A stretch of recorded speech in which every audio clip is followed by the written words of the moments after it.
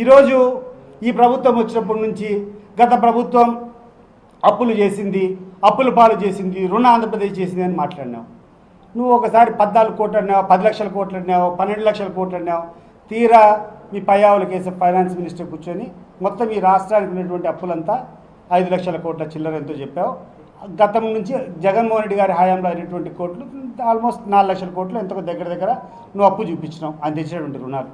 మరి 4 లక్షల కోట్లు రుణం తెచ్చినటువంటి జగన్మోహన్ రెడ్డి గారు అనేక పథకాల ద్వారా డైరెక్ట్గా బటన్ నొక్కితే 2,80,000 కోట్ల డబ్బు డైరెక్ట్గా బెనిఫిషరీకి, ఒక లంచం లేదు, ఒక కథ లేదు, ఒక మధ్యవర్తి లేదు, ఒక దళారు లేదు, ఒక బ్రోకర్ లేదు, ఏం లేదు, డైరెక్ట్గా వాళ్ళ అకౌంట్లోకి పడినాయి. వాస్తవం కాదా ఇది? 2,80,000 కోట్లు మేము తెచ్చినటువంటి 4 లక్షల కోట్లలో డైరెక్ట్గా 2,80,000 కోట్లు ప్రజల జోబిల్లోకే పోయినాయి. మరి నువ్వు ఈ సంవత్సరంలోనే ఫస్ట్ సంవత్సరంలో 1,50,000 కోట్లు అప్పు తెచ్చినావు. ఈ 2-3 నెలల్లో మళ్ళీ ఒక 34 లక్షల కోట్లు అప్పు అయినట్టుంది.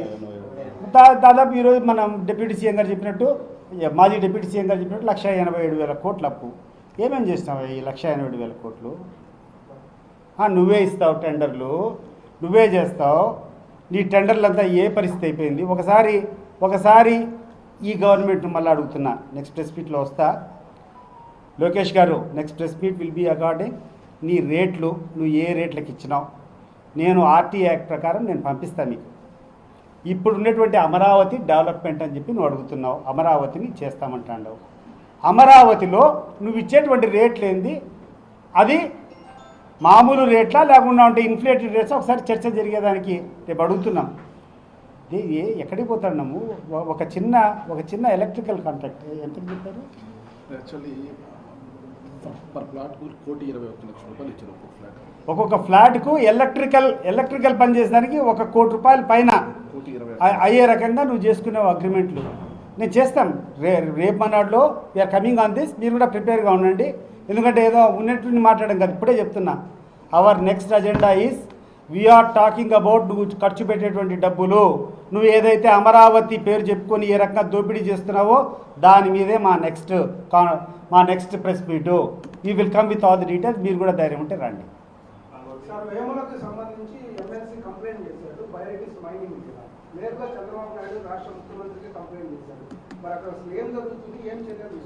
మీరు చూడండి ఏంటున్నది, నీకు కాదు కదా, వాళ్ళు అదే నేను అడుగుతాండా. వాసును, బీటెక్ రవిని, పార్థసారథి రెడ్డిని, రామ్ గోపాల్ను మీరు కూర్చొని పరిష్కారం చేసుకోండి. ఇవన్నీ ఏమేమి చేయాలనో, ఏవి ఎంక్వైరీకి ఇవ్వాలనో, ఏదో కూర్చొని మా మీద పడి మాకేదో డంకీలు లేకుండా మమ్మల్ని ఏదో భయపడించడము, ఏది ఎక్కడికి పోతాడం ఇదంతా? మనం చూసారా మీరు రమేష్ రెడ్డి మీద? ఎవరన్నా కూర్చొని ఈ యొక్క భారత డెమోక్రసీలో, ఈ ప్రజాస్వామ్య వ్యవస్థలో ఆయన మాట్లాడినటువంటి ఒక్క మాటన తప్పుందా? ఒక మంత్రి స్థాయిలో ఉన్నటువంటి వ్యక్తి వాళ్ళ తమ్ముడు కూర్చొని కొంతమంది తాపుకొని మీదికి వస్తారా? నేను కూడా పోతాడు, వస్తారా?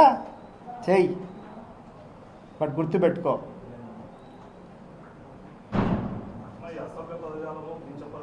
సోషల్ మీడియాలో కామెంట్స్ పెట్టడం, వైసీపీ మంత్రివర్గంలో ఉండేవాళ్ళు, వైసీపీ నాయకులు కూడా చాలా మంది చేస్తున్నారు.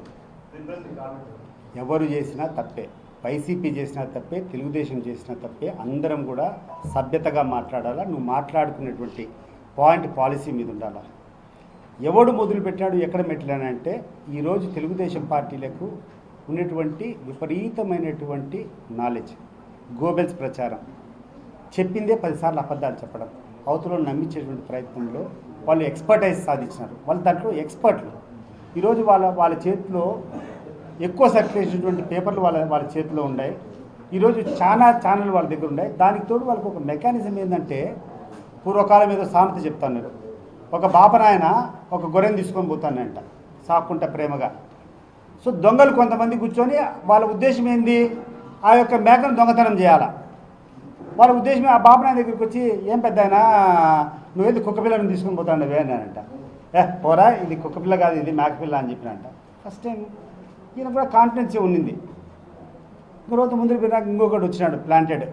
ఫస్ట్ ఒకటి వచ్చి ఒక ఈనాడు వచ్చిపోయినాడు, ఈనాడు చెప్పిపోయిన తర్వాత నెక్స్ట్ ఆంధ్రజ్యోతి వచ్చినాడు. ఏది పెద్దనా మళ్ళీ కుక్కని తీసుకొని పోతాండవే అన్నాడంట. ఆయన ఒకసారి తడుముకున్నాడు, చూసినాడు, ఇదేది కుక్క పిల్లనా గొర్రెపిల్లనా ఏంది, వాడు అన్నాడు, ఈనాడు అన్నాడు, ఇప్పుడు ఆంధ్రజ్యోతి వచ్చి అంటాడే, ఏమో నిజమేమన్నా ఉందేమో అనుకొని కొంచెం డౌట్ పడినాడంట. అయినా కాదులే వీళ్ళేదో పొరపాటు పడతానని ఎట్లా పోయినారు. నెక్స్ట్ వాడు వచ్చినాడు, TV5 వాడు వచ్చినాడు. ఏంది పెద్ద ఆయన నువ్వు కుక్కపిల్లని మోస్తాను అంటే, నిజంగా ఇంతమంది చెప్తాను లేదు కుక్కపిల్ల ఏమో అని చెప్పి ఆ గొర్రెపిల్లని పారేసిపోయినాడు. ఈ కషాయాలు దాన్ని కోసుకున్నారు. ఆ రకంగా ఈ రాష్ట్ర ప్రజలనంతా బాగా తెలివిగా వాళ్ళు డైవర్ట్ చేసుకోగలిగినారు. ఒక అబద్ధాన్ని నిజంగా చూపించి వాళ్ళు ఏమేమి చేయాలో చేసుకున్నారు. ఈరోజు ప్రజల ఆగ్రహం ఉంది. మీరు చెప్పింది ఏంది, మీరు చేసింది ఏంది, ఆ రోజు ఇన్ని అబద్ధాలు చెప్పారు, ఇన్ని అబాండాలు వేసినారు, మళ్ళీ ఈరోజు మీరు చేసేది ఏంది అని చెప్పి అడుగుతాండ్రు. ఈరోజు ఆ రోజు మేము చేసింది చంద్రబాబు నాయుడు అరెస్ట్ చేస్తే తప్పన్నారు, మరి ఈరోజు మీరు చేసేది ఏంది?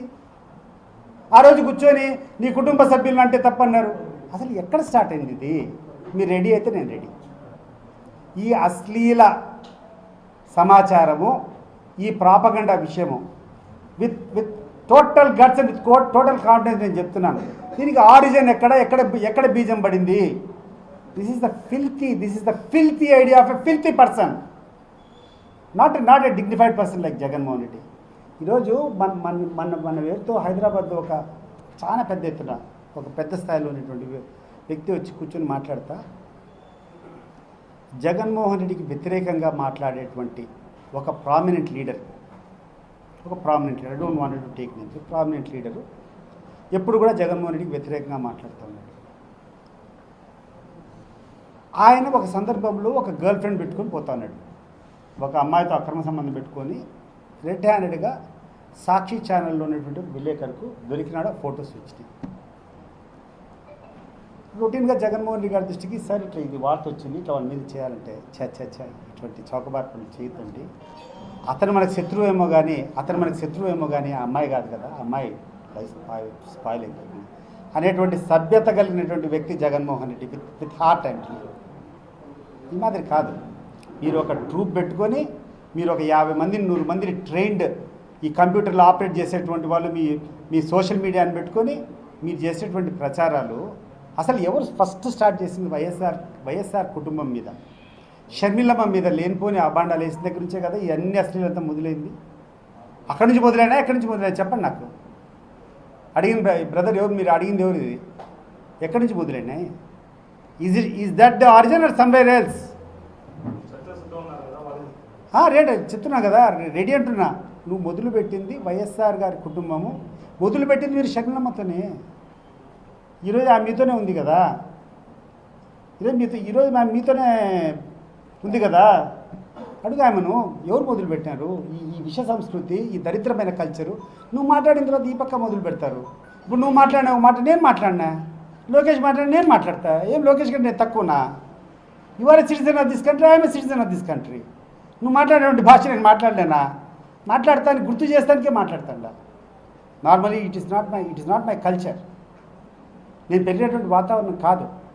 కానీ నువ్వు మాట్లాడితే భయపడము, నువ్వు మాట్లాడితే అదే రకంగా తీరుంటుందని చెప్పేటువంటి ధైర్యం నాకు ఉంది.